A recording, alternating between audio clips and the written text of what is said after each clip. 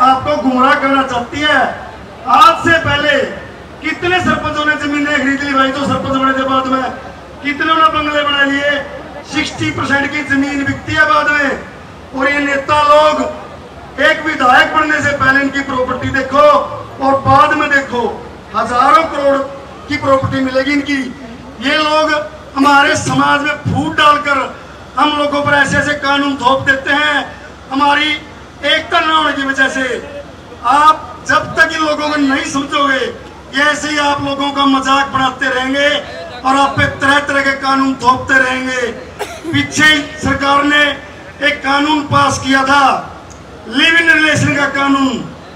उस टाइम हमारे बुजुर्गों ने आवाज उठाई थी, खप्पों ने जींद के अंदर एक मीटिंग की थी, लेकिन कोई उनके साथ नहीं खड़े हुआ। आज उस कानून का आप देखो हर समाज के अंदर क्या प्रभाव पड़ा है। हर गांव के अंदर आप लोगों के सामने आने लगे वो केस। ये हर प्रकार के ऐसे ऐसे कानून थोपते हैं ताकि आपके समाज को कमजोर किया जा सके, आप लोगों की शक्ति को कमजोर किया जा सके। ये लोग देहात को इन लोगों ने निशाना बनाया। जब तक देहात मजबूत रहेगा कोई भी सरकार तानाशाही नहीं लागू कर सकती। ये लोग डरते हैं आपसे। किसान आंदोलन में लोगों ने देख लिया, ये इसलिए देहात को कमजोर करना चाहते हैं। जिस दिन आपकी पंचायती राज व्यवस्था खत्म होगी तो आपकी खापे खत्म हो जाएंगी और आपका देहात खत्म हो जाएगा। और जिस दिन देहात खत्म हो गया ये तानाशाही लागू कर लेंगे तो हम लोग अपने गांव देहात को बचाने के लिए इस तानाशाह के खिलाफ 5 महीने से लड़ाई लड़ रहे हैं।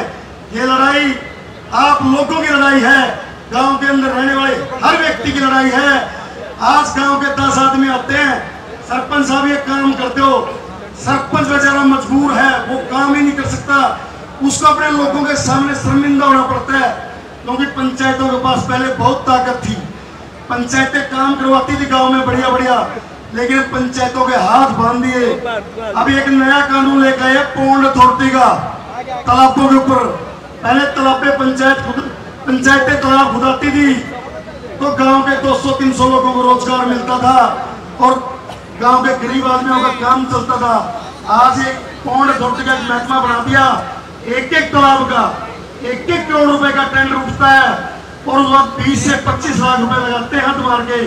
वहां के अधिकारी, वहां के मंत्री और एमएलए आपके गांव का पैसा खाते हैं और ना ही आपके गांव का विकास होता। मैं आप लोगों से एक बात कहना चाहता हूं, लोगों अगर ये गांव देहात बचाने हैं तो जागो आप लोग और अपनी पंचायतों का साथ दो। नहीं, हम तो अपना फर्ज निभा रहे हैं, हम तो चाहे 5 के 5 साल लड़े, अपनी पंचायतों को बचाने के लिए लड़ते रहेंगे। जब तक हम लोगों में ताकत है हम लड़ेंगे, 5 के 5 साल लड़ेंगे। और बाद में आप लोग अगर साथ नहीं दोगे तो पछतावे के सिवा कुछ हासिल नहीं होगा। आप लोगों के पास अब टाइम है, आप लोग अपनी ताकत पहचानो और अपनी पंचायतों को बचाने का काम करें।